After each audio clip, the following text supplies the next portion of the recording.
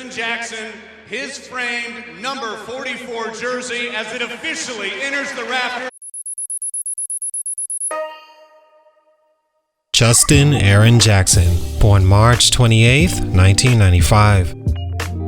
Today's feature is the story of how difficult it is to translate from good in college to being good in the NBA. Justin Jackson was achieving everything you could possibly want as an amateur, from a high school national championship to Parade All-American to McDonald's All-American as well.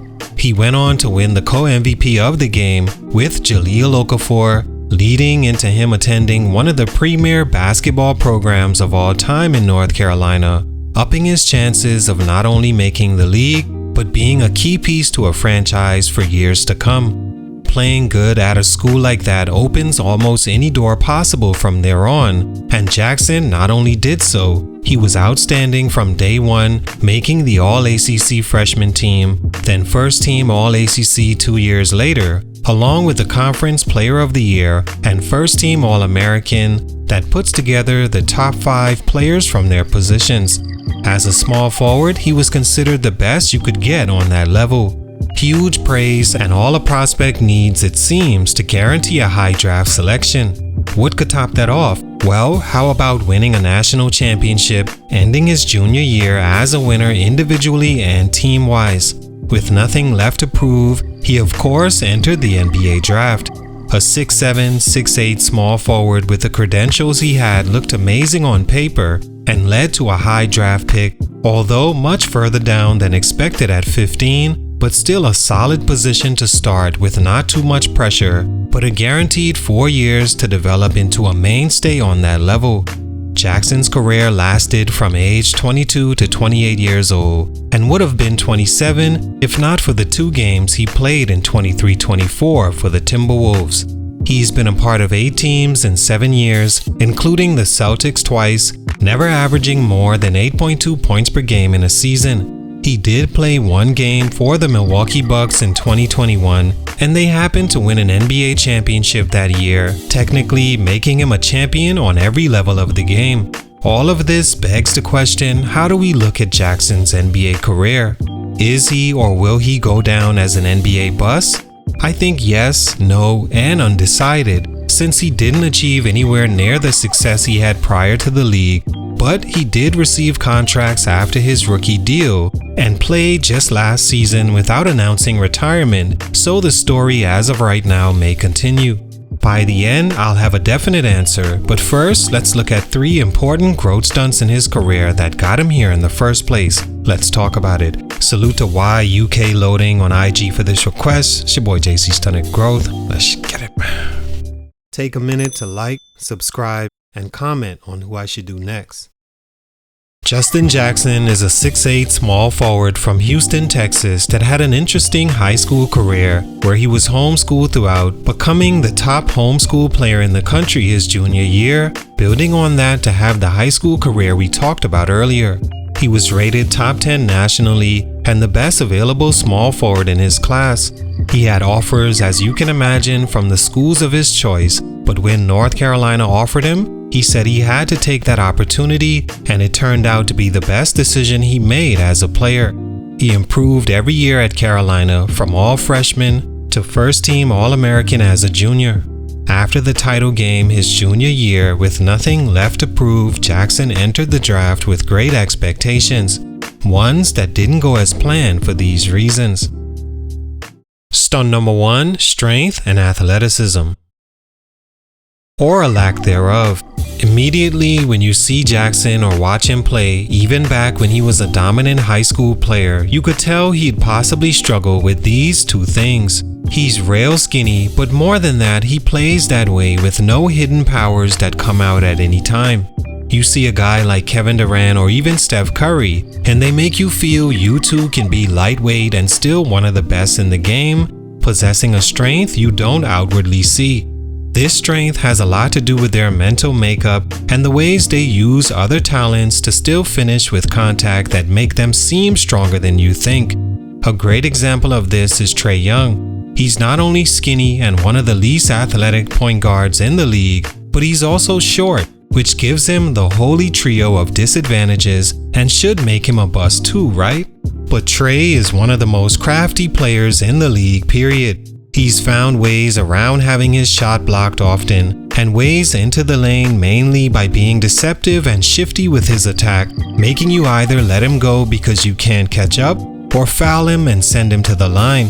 He's also mastered flopping, using his weaknesses against you, making the defender on edge and like putty in his hands. Jackson doesn't possess that craftiness and in a position that takes a bit more than craft to play in the league. He's not athletic enough to easily get past his defender. Then he's not strong enough to bully his way through, making him easy for top wings who are some of the most athletic in the league to stay in front of. This leaves only the option of hoisting a deep shot or a bad attempt off the dribble. Those, or go stand in the corner and have someone create for you. As a first-round pick, teams expect more from that player, so when those expectations aren't met, opportunity dwindles quickly, and without opportunity, no player has a chance. In college, that works when plays are drawn for you against mostly future real estate agents and doctors, opposed to the best and most gifted athleticism in the world. He never grew into being stronger or more athletic over the years as well, further stunning his growth. Stunt number 2, a poor defender. Speaking of opportunity, one thing that hinders that on any level of basketball is not being able to defend a guy from scoring on your basket, especially at a position like small forward. Wing players are expected to be one of the more important points of attack for an offense, as they possess the unique ability to do more than one thing at a high level. First off, they have a size big enough to present an advantage, being anywhere from 6'6" to 7 foot, meaning they can also defend a wider range of offense. They have a post game for the most part, as well as ball handling abilities to get into the paint and create offense on their own and for others. The good ones also use this ability to handle the ball to initiate the offense if need be. A good small forward is also an above average shooter off the catch or dribble, rounding them out as potentially having the most important job on the floor. Being able to defend all that is a task, but it is expected, and Jackson wasn't particularly good at it. Because of his lack of strength and athleticism, he isn't explosive enough to stop aggressive, athletic small forwards, nor fast guards off pick and rolls or switches. He's tall and has good wingspan at 6'11", but isn't able to keep up on initial offensive moves, putting him in position to bite on pump fakes or try to anticipate too early, leading to something like this. Curry, defender falls down, and that makes it 120. Bleacher Report named him the worst defender at his position in 2020, criticizing him for having the reach but the fewest disruptions in the league that year. He averages 0.3 steals, 0.2 blocks, and 1.9 defensive rebounds per game for his career, illustrating that on defense he can be a non-factor. Unable to defend at a position like small forward will certainly not earn opportunity. Stunt number 3, not good at what he's good at. The biggest difference between Justin Jackson's amateur career and NBA career is back then he was a really good scorer that showed skill and ability to get hot at the right time. In terms of NBA, what good is a player that for whatever reason isn't being himself? You hear coaches all the time say, just play your game. I brought you here to be you. Well, that's what they mean. The things you were good at prior, those are your expectations. At least to be aggressive in that direction. Justin Jackson struggled with this because he just couldn't find a way to be himself soon enough before he became less and less of a team's investment. A scorer is looked at on levels. What's his best level of scoring and how many levels is he great, good, average, or poor at? Post scoring, mid-range scoring, outside scoring, as well as creating off the dribble or catch and shoot. Kevin Durant is great because he's elite in all levels. Kyrie Irving is great for the same reason. Steph Curry has no post game, but is the best at other levels, so he doesn't need it. Justin isn't strong enough to score consistently in the post, doesn't handle well enough to beat you off the dribble, isn't explosive enough to score over his defender in the mid-range, and wasn't consistently a good shooter from deep. He showed signs he could be a good shooter, but those were few and far between. Between stunt number 2 and stunt number 3, it begs the question, how do you use him at all?